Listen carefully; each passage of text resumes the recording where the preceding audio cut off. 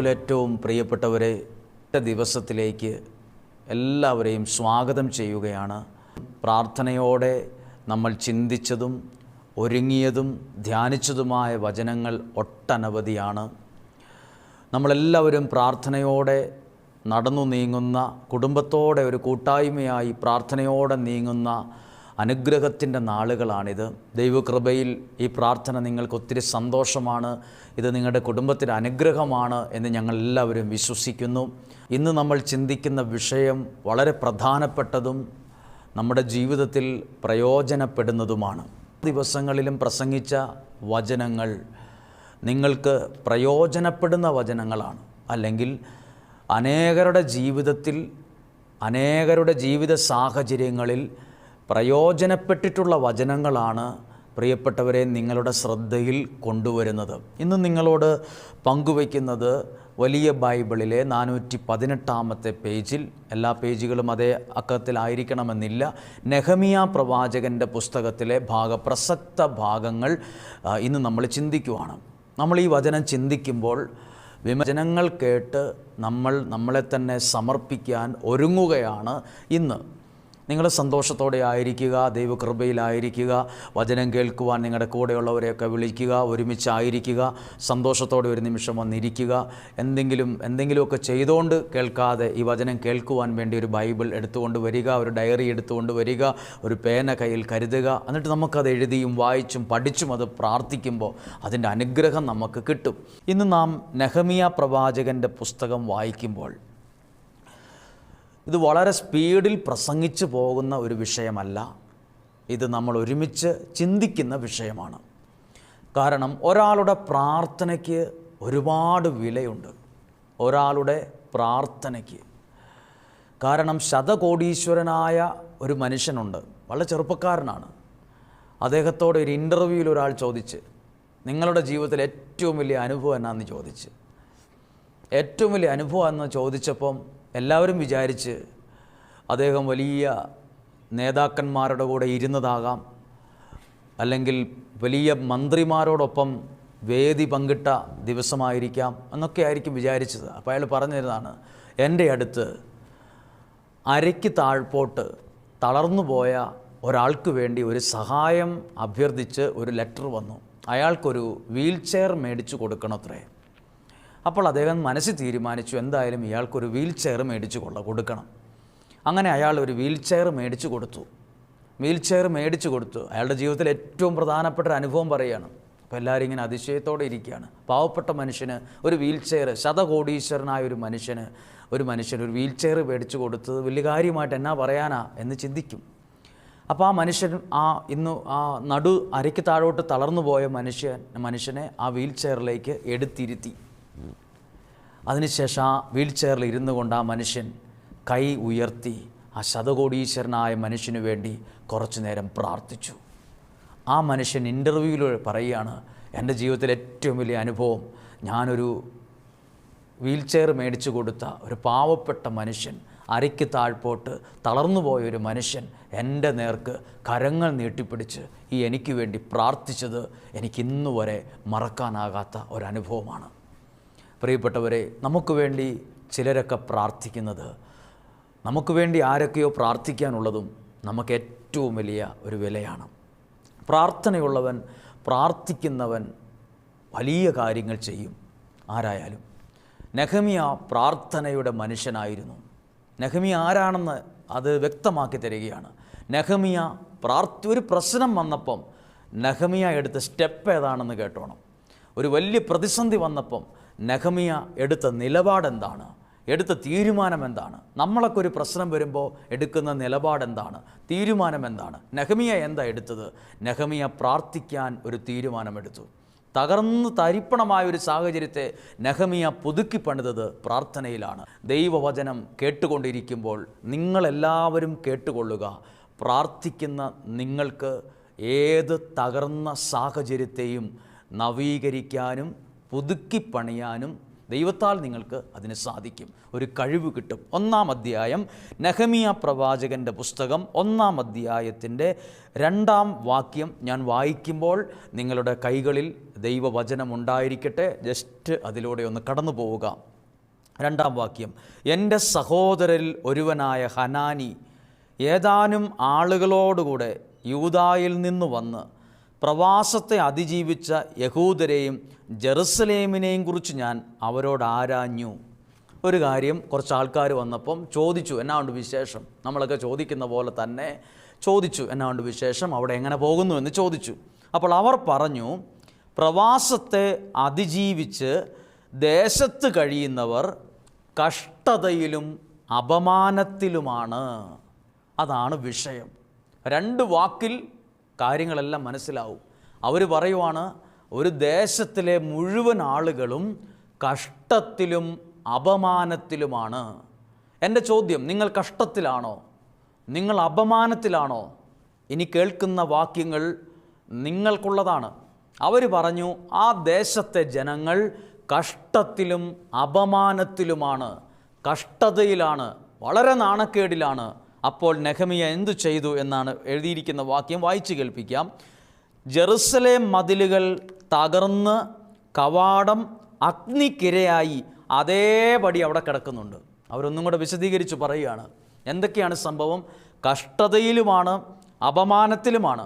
പിന്നെ പ്രത്യേകത, ജെറുസലേമിൻ്റെ മതിൽ തകർന്ന് കിടക്കുന്നു. എന്നെ കേൾക്കുന്ന ആരൊക്കെയോ ജീവിതം തകർന്ന് കിടക്കുന്നവരാണ്. കുടുംബം തകർന്നു കിടക്കുന്നു, ഭാവി തകർന്നു കിടക്കുന്നു, സാമ്പത്തികം തകർന്നു കിടക്കുന്നു, ആരോഗ്യം തകർന്നു കിടക്കുന്നു. തകർന്നു കിടക്കുന്ന ഒരാളാണോ? തകർന്നു പോയതിനെക്കുറിച്ചൊരു ദുഃഖമുണ്ടോ നിങ്ങളിൽ? ഈ വചനം ശ്രദ്ധിച്ചു കേൾക്കണം. അവർ പറഞ്ഞു, കഷ്ടത്തിലും അപമാനത്തിലുമാണ്. തീർന്നിട്ടില്ല. ജെറുസലേമിൻ്റെ മതിലുകൾ തകർന്നു എന്ന് മാത്രമല്ല, അതിൻ്റെ കവാടം കത്തി നശിച്ചു, അഗ്നിക്കിരയായി. എന്നിട്ടോ അതെല്ലാം കരിഞ്ഞ് കരിക്കട്ട പോലെ കത്തിയും കത്താതെയും ഒക്കെ അവിടെ അതേപടി കിടക്കുന്നു. ഇപ്പോൾ കിടക്കുന്ന നിലവാരം എങ്ങനെയാണെന്നറിയാമോ? ഒന്നുമില്ലാതെ കത്തിക്കരിഞ്ഞ് മതിലുകൾ പൊളിഞ്ഞ് കഷ്ടതയിലും അപമാനത്തിലും ഇങ്ങനെ കിടക്കുന്നു.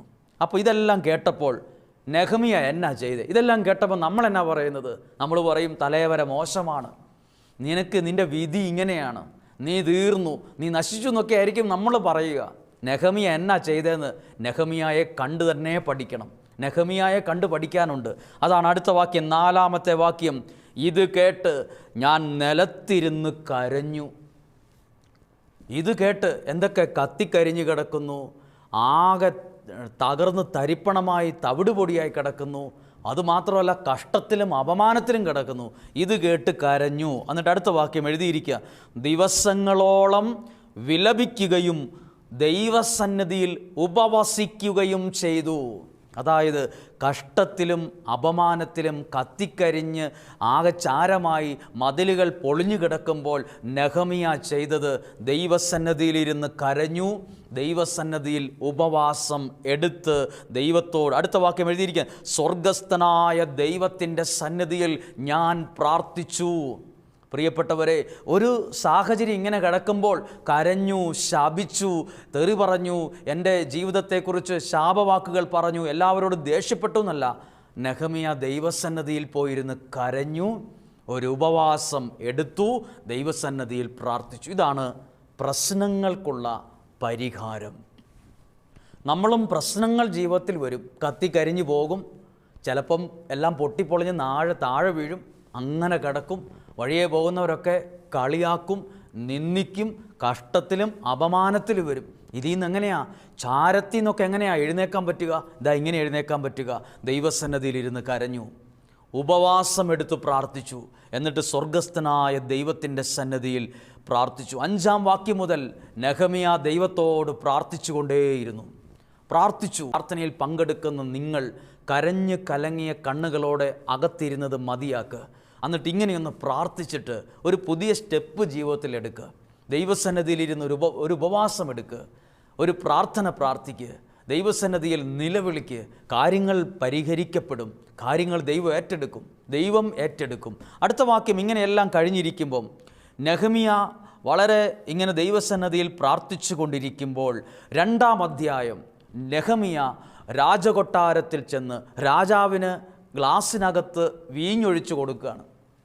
വീഞ്ഞിങ്ങനെ ഒഴിച്ചു കൊടുക്കുമ്പം രാജാവ് ചോദിച്ചു, എന്തുവാണാവോ നിൻ്റെ മുഖം രോഗമുള്ളവനെ പോലെ വിഷാദിച്ചിരിക്കുന്നത്?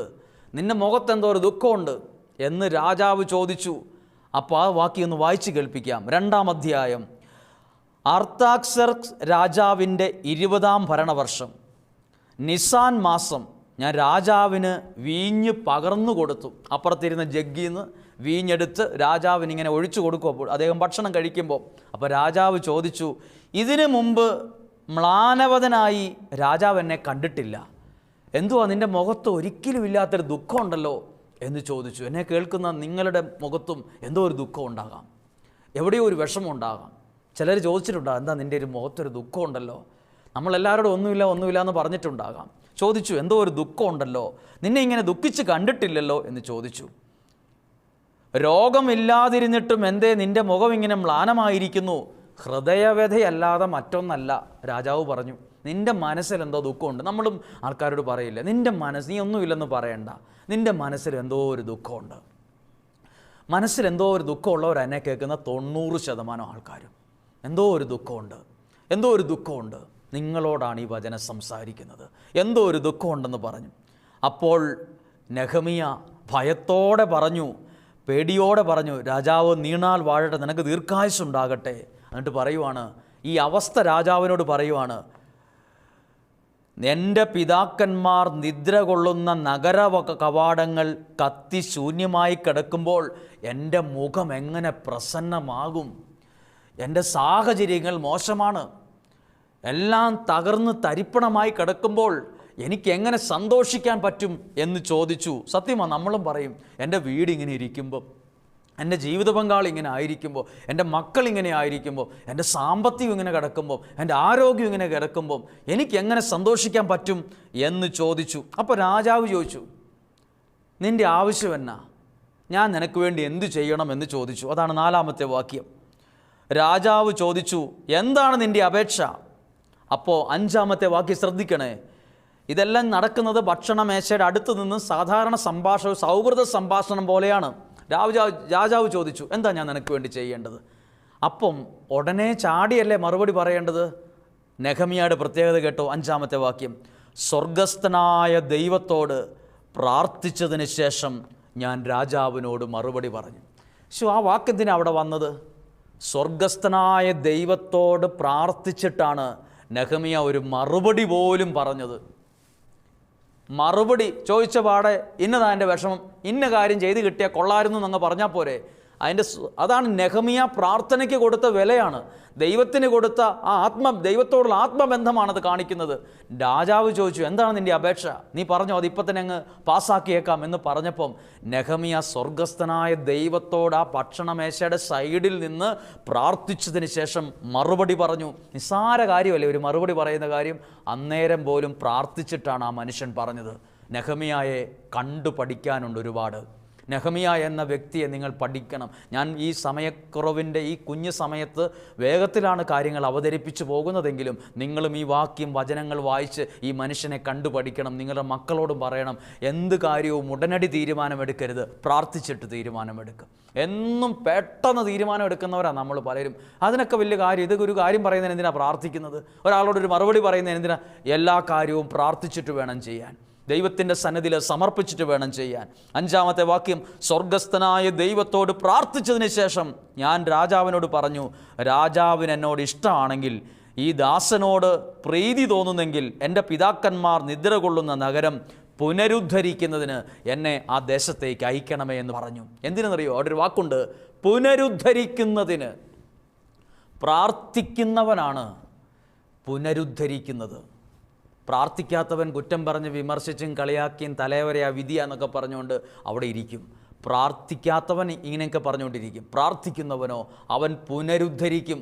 ചാരത്തിൽ നിന്നവൻ പുതുക്കിപ്പണിയും, പൊട്ടിപ്പൊളിഞ്ഞതിൽ നിന്ന് അവൻ പുനരുദ്ധരിക്കും. നെഹമിയ ആരാണ്? നെഹമിയ 1-ാം അധ്യായത്തിൽ നെഹമിയ ആരാണ്? ദൈവസന്നിധിയിൽ കരഞ്ഞ് ഉപവാസമെടുത്ത് പ്രാർത്ഥിച്ചവൻ. രാജാവ് ചോദിച്ചു, എന്നാ ഞാൻ നിനക്ക് വേണ്ടി ചെയ്യണ്ടേ എന്ന് ചോദിച്ചപ്പം ദൈവസന്നിധിയിൽ പ്രാർത്ഥിച്ച് മറുപടി പറഞ്ഞാൽ നെഹമിയായിലൂടെയാണ് ഇനിയൊരു പ്രവർത്തനം നടക്കുന്നത്. പ്രാർത്ഥിക്കുന്നവൻ്റെ കരങ്ങളെയും അധരങ്ങളെയും ദൈവം പ്രയോജനപ്പെടുത്തും. അവൻ്റെ കരങ്ങളിലൂടെ ഒന്നുമില്ലായ്മയിൽ നിന്ന് ദൈവം ചിലതിനെ അത്ഭുതകരമായി പൊക്കിക്കൊണ്ടുവരും, പണിതുയർത്തും, പുനരുദ്ധരിക്കും. നിങ്ങളുടെ കുടുംബം തകർന്നു പോയതാണോ, ജീവിതം തകർന്നതാണോ, നിങ്ങൾ പ്രാർത്ഥിക്കുന്ന നിങ്ങളിലൂടെ അത് പുനരുദ്ധരിക്കപ്പെടും. ദൈവം അതിനുള്ള കൃപയും ശക്തിയും ബലവും നിങ്ങൾക്ക് തരും. ഈ നെഹമ്യാ പറഞ്ഞു, എന്നെ ഒന്ന് പുനരുദ്ധരിക്കാൻ എനിക്കൊരു പെർമിഷൻ തരണമെന്ന് പറഞ്ഞു. അപ്പോൾ രാജാവ് ചോദിച്ചു, എത്ര നാളത്തേക്ക് നീ പോണു? എത്ര ദിവസത്തേക്കാണ് വേണ്ടത്? എത്ര ദിവസം വേണമെന്ന് ചോദിച്ചു. എത്ര നാളത്തേക്കാണ് നീ പോകുന്നത്? എന്ന് മടങ്ങി വരും? ഞാൻ കാലാവധി പറഞ്ഞു. അവൻ എന്നെ പോകാൻ അനുവദിച്ചു. അപ്പോൾ രാജ്ഞിയും സമീപത്തുണ്ടായിരുന്നു. നോക്കൂ, ഒരു സിനിമ നടക്കുന്നത് പോലെ തന്നെയാണ്. നമുക്കത് ഇങ്ങനെ പിക്ചറിൽ കാണാൻ പറ്റും. ഈ സംഭവം എല്ലാം നടക്കുന്നത് ഭക്ഷണമേശയുടെ സംഭവമാണ്. ഇതെല്ലാം കേട്ടുകൊണ്ടിരി രാജ്ഞിയും അടുത്തുണ്ട്, രാജാവുണ്ട്. രാജാവ് ചോദിച്ചു, എത്ര നാളത്തേക്ക് നിനക്ക് അവധി വേണം? എപ്പോൾ തിരിച്ചു വരും എന്നെല്ലാം ചോദിച്ചു. 7-ാമത്തെ വാക്യം, ഞാൻ രാജാവിനോട് അഭ്യർത്ഥിച്ചു, നദിക്കരയുള്ള പ്രദേശത്തൂടെ യൂദായിലെത്താനുള്ള അനുവാദത്തിന് അവിടുത്തെ ഭരണാധികന്മാർക്ക് കൊടുക്കാൻ എനിക്കൊരു കുഞ്ഞ് കത്ത് തരണം എന്ന് പറഞ്ഞു. ദേവാലയത്തിൻ്റെ കോട്ടവാതിലുകൾക്കും ഭിത്തിക്കും എനിക്ക് താമസിക്കാനുള്ള വീടിനും ആവശ്യമുള്ള തടി നൽകുന്നതിന് രാജാവിൻ്റെ ധനകാര്യ വിചാരകനായ അസാഫിനുള്ള കത്ത് നൽകിയാലും കുറച്ച് തടിയൊക്കെ എനിക്ക് ആവശ്യമുണ്ട്. ഒരു വീടൊക്കെ പണിയണം, അവിടെ ചെന്നിട്ട് എനിക്ക് ഇച്ചിരി കാര്യങ്ങൾ ചെയ്യാനുണ്ട്. അതുകൊണ്ട് ഇതിനെല്ലാം ഒരു അനുവാദം തരണമെന്ന് പറഞ്ഞു. അങ്ങനെ എല്ലാ അനുവാദവും മേടിച്ച് നെഹമ്യാ ആ സ്ഥലത്തേക്ക് പോയി. 11-ാമത്തെ വാക്യം, അവർ ജെറുസലേമിൽ 3 ദിവസം അവിടെ താമസിച്ചു. ഇനി സംഭവമാണ് കേട്ടോ. ഇതെല്ലാം വായിക്കുമ്പോൾ നിങ്ങൾ 1-ാമത്തെ അധ്യായം മറന്നു പോകരുത്. നഗരം കഷ്ടത്തിലും അപമാനത്തിലും കത്തിക്കരിഞ്ഞ് മതിൽ പൊളിഞ്ഞ് നിലത്ത് കിടക്കുകയാണ്. അതിനെ പുതുക്കിപ്പണിയാൻ നെഹമ്യാ എന്ന പ്രാർത്ഥിക്കുന്ന ഒരാൾ പോവുകയാണ്. ഇനി നെഹമ്യായുടെ പുസ്തകം വായിക്കുമ്പോൾ അറിയാം, പ്രാർത്ഥിക്കുന്നവനെ കൊണ്ട് ദൈവം അതിനെ പുതുക്കിപ്പണിതു. പ്രാർത്ഥിക്കുന്ന നീ എന്ന അപ്പനെക്കൊണ്ട്, നീ എന്ന അമ്മയെക്കൊണ്ട്, നീ എന്ന യുവാവിനെക്കൊണ്ട്, നീ എന്ന യുവതിയെക്കൊണ്ട് ദൈവം അത്ഭുതങ്ങളെ പുതുക്കിപ്പണിയും. എല്ലാം തകർന്നതായിക്കൊള്ളട്ടെ, നിലത്ത് പടിഞ്ഞു പോയതാകട്ടെ, നമ്മൾ പറയില്ലേ, എല്ലാം പൊട്ടിപ്പൊളിഞ്ഞ് നിലത്ത് നാമാവിശേഷമായി, അതേന്ന് ദൈവം ഉയർത്തിക്കൊണ്ടുവരും, അതേന്ന് ദൈവം വളർത്തിക്കൊണ്ടുവരും. അത് ദൈവത്തിൻ്റെ പ്രവൃത്തിയാണ്. അത് മനുഷ്യൻ്റെ ദൃഷ്ടിയിൽ അത്ഭുതകരമായി തോന്നാം. അടുത്ത വാക്യം, ജെറുസലേമിൽ നെഹമ്യായും കൂട്ടരും പോയി. എല്ലാവരും അവിടെ ചെന്ന് കിടന്നുറങ്ങി. നെഹമ്യാ രാത്രിയിൽ എഴുന്നേറ്റിട്ട് ജെറുസലേമിന് വേണ്ടി ദൈവം, ആ വാക്യം ഞാൻ വായിക്കാം, 2-ാം അധ്യായം 12-ാമത്തെ വാക്യം, ഞാനും കൂടെയുണ്ടായിരുന്ന ചിലരും രാത്രിയിൽ എഴുന്നേറ്റു. ജെറുസലേമിന് വേണ്ടി ചെയ്യാൻ എൻ്റെ ദൈവം മനസ്സിൽ തോന്നിച്ചത് ഞാൻ ആരെ അറിയിച്ചില്ല. അതായത് എല്ലാവരെയും അറിയിക്കരുത്. അതിൽ നിന്നൊരു പാഠമാണ്. നെഹമ്യായുടെ മനസ്സിൽ ദൈവം ചില ദർശനങ്ങൾ കൊടുത്തു. നീ എങ്ങനെയാണ് പുതുക്കി പണിയേണ്ടത്, നീ എങ്ങനെയാണ് അതൊക്കെ. ദൈവം തരുന്ന ചില കാര്യങ്ങൾ എല്ലാം പറയരുത്. നെഹമ്യാ അത് ആരോടും പറഞ്ഞില്ല, ആരെ അറിയിച്ചില്ല. എന്നിട്ട് ഒരു ദിവസം സവാരി ചെയ്തിരുന്ന മൃഗമല്ലാതെ വേറൊന്നും കൂടെ ഉണ്ടായിരുന്നില്ല. രാത്രി ഞാൻ താഴ്വരയിലൂടെ കുറുനരി ഉറവ കടന്ന് ആ വാതിലിലെത്തി. ജെറുസലേമിൻ്റെ തകർന്ന മതിലുകളും കത്തി നശിച്ച വാതിലുകളും പരിശോധിച്ചു. അപ്പോൾ അവിടുത്തെ അവസ്ഥയാണ്, തകർന്ന മതിൽ, കത്തി നശിച്ച വാതിൽ, എല്ലാം പൊട്ടിപ്പൊളിഞ്ഞ് കത്തിക്കരിഞ്ഞ് കത്തിയതും കത്താത്തതുമായ എല്ലാം തകർന്നു തരിപ്പണമായി കിടക്കുന്നു. ആരും അറിയാതെ നെഹമ്യാ അതെല്ലാം കണ്ട് തിരിച്ചു വന്നപ്പം 15-ാമത്തെ വാക്യം, അതിനാൽ രാത്രി ഞാൻ താഴ്വരയിലൂടെ കയറി ചെന്ന് മതിൽ പരിശോധിച്ചു, തിരിച്ച് താഴ്വരവാതിലൂടെ മടങ്ങിയും പോന്നു. ഞാൻ എവിടെ പോയെന്നും എന്തു ചെയ്തെന്നും സേനാനായകന്മാർ അറിഞ്ഞില്ല, ആരെ അറിയിച്ചുമില്ല. അങ്ങനെ 17-ാമത്തെ വാക്യത്തിൽ വരുമ്പോൾ എല്ലാവരും ശ്രദ്ധിക്കുക, ബൈബിൾ പരിശോധിക്കുക. 17-ാമത്തെ വാക്യം എടുത്തു നോക്കൂ. ഞാൻ അവരോട് പറഞ്ഞു, നെഹമ്യാ ആ കൂടെയുള്ളവരോട് പറഞ്ഞു, നമ്മുടെ ദുസ്ഥിതി നിങ്ങൾ കാണുന്നില്ലേ? നമ്മുടെ സ്ഥിതി കണ്ടില്ലേ? പൊട്ടിപ്പൊളിഞ്ഞു, നാണത്തിലും അപമാനത്തിലുമാണ് കിടക്കുന്നത്. ആകെ ഡിസോർഡറാണ്, തകർന്നു കിടക്കുന്നു, കത്തി നശിച്ച് കിടക്കുന്നു, ആകെ ഒരു അവശിഷ്ടം പോലെയായി. നിങ്ങളത് കാണുന്നില്ലേ? വരുവിൻ. അടുത്ത വാക്യം ഇങ്ങനെയാണ്, വരുവിൻ, നമുക്ക് ജെറുസലേമിൻ്റെ മതിൽ പുതുക്കി പണിയാം. ഇതാണ് പ്രാർത്ഥിക്കുന്നവൻ്റെ പ്രത്യേകത. തിരിച്ചു വന്നിട്ട് നിരാശയുടെ വാക്കുകളല്ല പറഞ്ഞത്. ഇതൊന്നും ശരിയാവുമെന്ന് എനിക്ക് തോന്നുന്നില്ല, അതൊക്കെ ഞാൻ വിചാരിച്ചേക്കാളും തകർന്നങ്ങ് പോയി കേട്ടോ, ഞാൻ അവിടുന്ന് പോന്നപ്പോൾ എനിക്ക് പ്രതീക്ഷ ഉണ്ടായിരുന്നു. ഇതൊന്നുമല്ല പറഞ്ഞത്. കണ്ടത് മുഴുവൻ കത്തിക്കരിഞ്ഞ് അവശിഷ്ടങ്ങളാണ് കണ്ടതെങ്കിലും പ്രാർത്ഥിക്കുന്നവൻ്റെ ഉള്ളിനെ ഒരിക്കലും നിരാശ കയറിയിട്ടില്ല.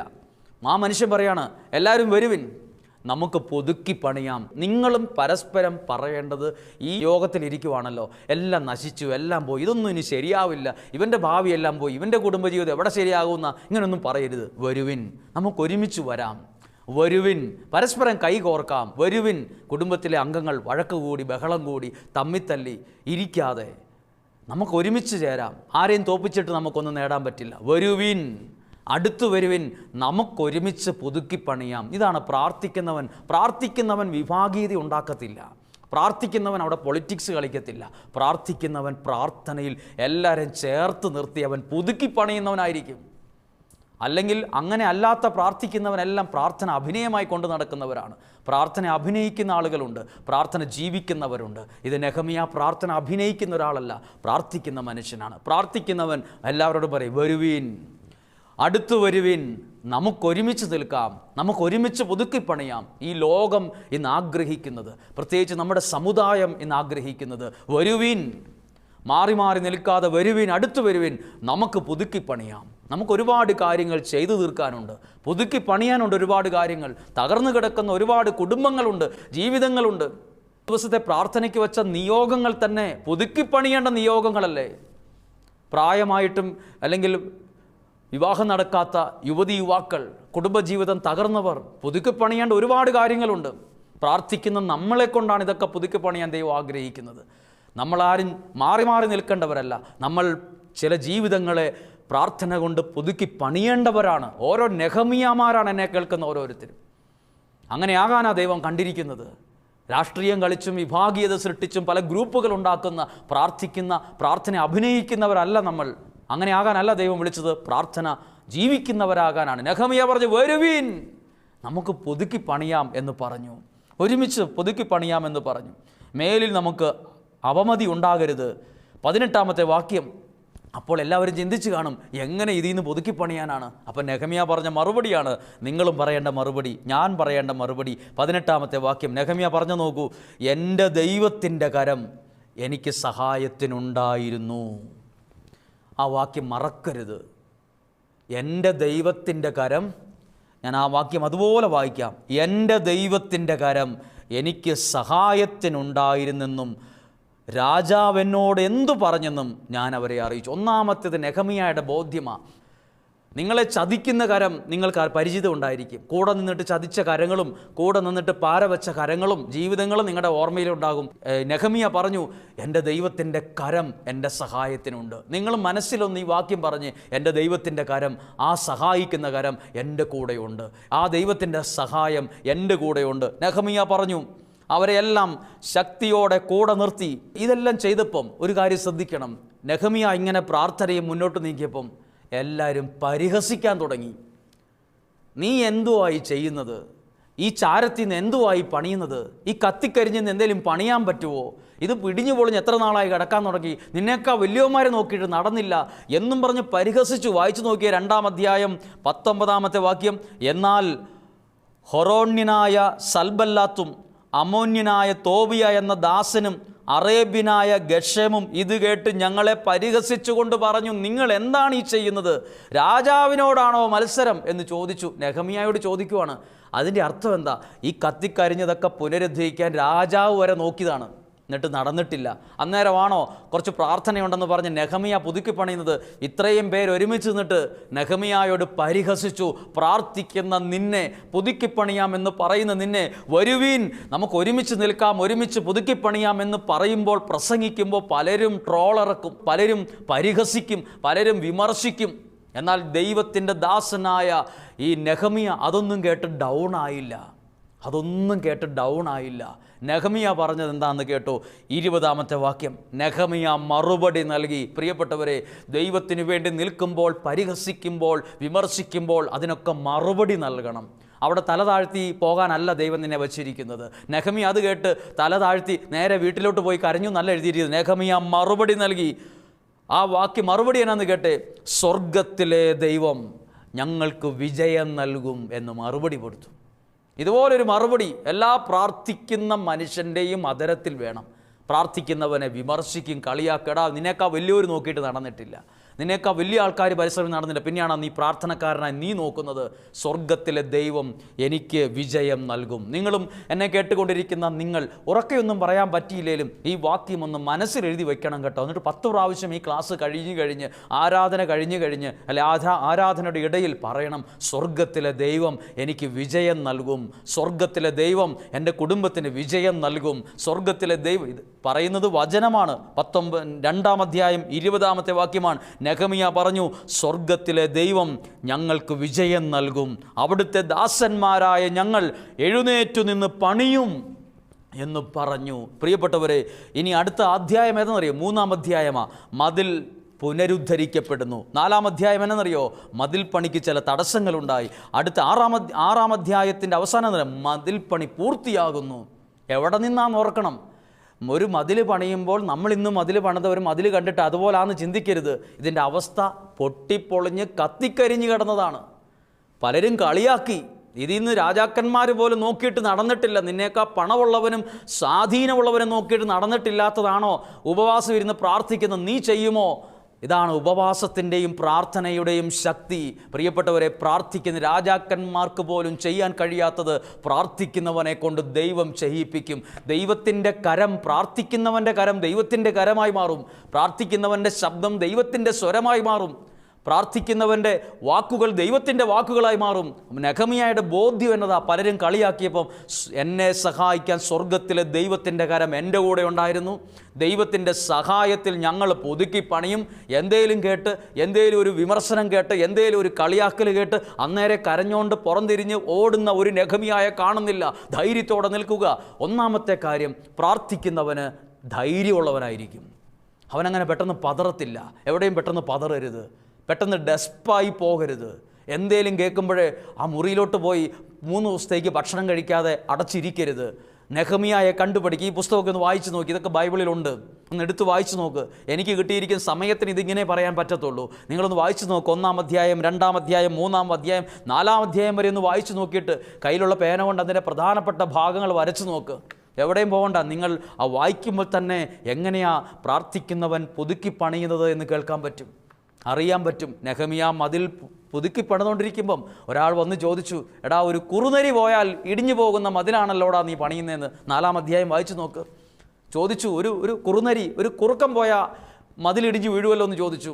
നെഹെമ്യാ അതൊന്നും മൈൻഡ് ചെയ്തില്ല. ആ പണി പൂർത്തിയാക്കി. പ്രിയപ്പെട്ടവരെ, പ്രാർത്ഥിക്കുന്നവൻ ഏത് തകർന്നതിനെയും പുതുക്കി പണിയും. നിങ്ങളുടെ ജീവിതമാണോ തകർന്നത്?